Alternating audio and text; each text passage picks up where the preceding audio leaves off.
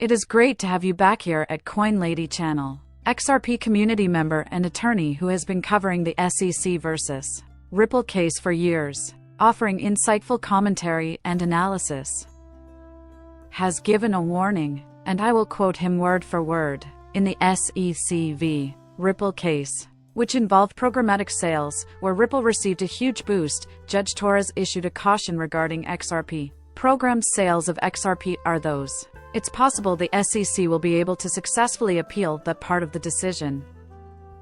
He says, now, why was today the day this subject arose? In response to the dominant question posed by SEC, Coinbase has filed an interlocutory appeal, as you can see in the headline of the Cointelegraph. As XRP holders, I will explain in detail what that is and the potential dangers it poses to us. To set the record straight before we continue, I am not a financial expert and do not have any prior experience in this area. In addition, you shouldn't base any financial decisions on what I write or say. For fun and as a pastime, I create videos on YouTube discussing cryptocurrency and related subjects. I'm just an enthusiast. Alright, let's skip reading the article and get to the point.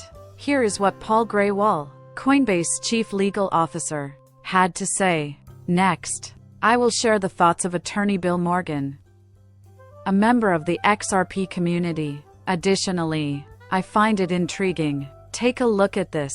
What Paul Gray, of Coinbase Grewal, shared that evening is this controlling point. Whether an investment contract requires something contractual is addressed in Coinbase brief filed today, which requests the court's permission to seek an interlocutory appeal in our SEC case.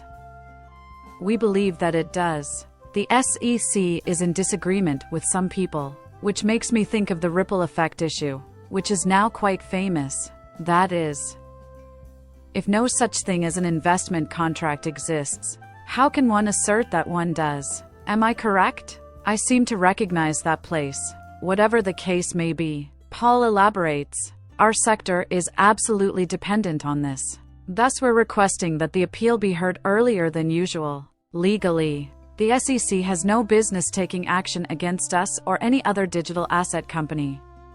Furthermore, their actions cast an unfair shadow over digital asset innovation in the United States. Exactly the opposite. The intriguing thing is that the SEC has made the same points. So it's not only us who thinks that the question of whether a cryptocurrency transaction might be an investment contract requires interlocutory appeal. They made it clear in the Ripple case that there is a governing question of law on which there are strong disagreements and highlighted the industry-wide significance of the issue at hand. Of course I'm going to say it. It's obvious. There's no escaping digital assets. Furthermore, Coinbase will keep working to bring more transparency to the digital asset market as a whole and to the 52 million Americans who already hold digital assets. For the time being, nothing has changed. We are grateful that the court has taken our request into account. Reporter Eleanor Turrott of Fox Business is now on the air. Last night, she was discussing this with her friends, and attorney Bill Morgan overheard. Just to save time, I'm not going to read the post that Bill Morgan reposted from Eleanor Terahertz. This is just me giving you the rundown on what's happening. Bill Morgan, an attorney, reposted the post from Eleanor Terra on Paul Gray's thread. After that, he began to elaborate on the significant consequences this would have on the excellent decision.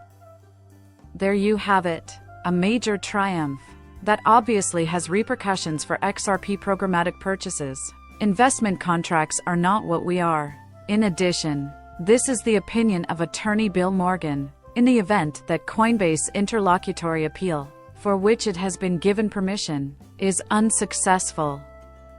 His prospects of winning an appeal against Judge Torres's ruling that XRP programmatic sales do not constitute investment contracts may increase if this happens. It is my belief that many, including your colleague Charles Gasparino, grossly exaggerate the claims of the discrepancy between Judge Rakoff and Torres's respective reasons. At that time, I wanted to leap in and name somebody. According to a letter that someone named Ron sent to attorney Morgan, the components of the Ripple case differ from those in the Terraform case. Furthermore, No interlocutory appeal has been made by the SEC. After winning over institutional buyers, the SEC would be wasting its time trying to do anything else. In response to his statement, most commentators believe the SEC will appeal on this issue. Attorney Morgan did address the matter. The SEC's pursuit of an interlocutory appeal further indicates its belief in the existence of an error and its desire to pursue an appeal. Yeah, therefore, it appears to be accurate, to be honest, quite obvious. I appreciate him saying it. Judge Torres heard an interlocutory appeal from the SEC. As you may remember, you shithead, knock them out. That is nice to see. But wouldn't you agree that it could be a hint that they plan to appeal this? In the end, when everything is said and done? Okay, so before everything is finalized, technically speaking, I waited until I could determine whether it was necessary to write to Attorney Morgan. My second concern is that I may not have correctly marked everything. Well. Next, I would like to draw attention to this. Attorney Morgan or him was the recipient of my letter. The ruling on ripples and programmatic sales will have no impact on ordinary XRP holders, I said before the SEC appeals, because XRP's legal standing would remain unchanged regardless of the outcome of an appeal to the SEC. Also, have you thought about anything else that might affect XRP holders that I haven't?